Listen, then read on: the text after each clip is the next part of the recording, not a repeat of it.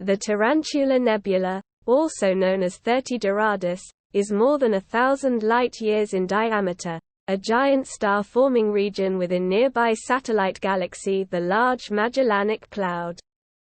About 180,000 light-years away, it's the largest, most violent star-forming region known in the whole local group of galaxies.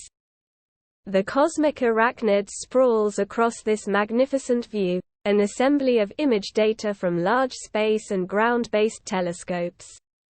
Around the Tarantula are other star-forming regions with young star clusters, filaments, and blown-out bubble-shaped clouds. In fact, the frame includes the site of the closest supernova in modern times, SN 1987A, at lower right. The rich field of view spans about 2 degrees or 4 full moons, in the southern constellation Dorado. But with a Tarantula Nebula closer, say 1,500 light-years distant like the Milky Way's own star-forming Orion Nebula, it would take up half the sky.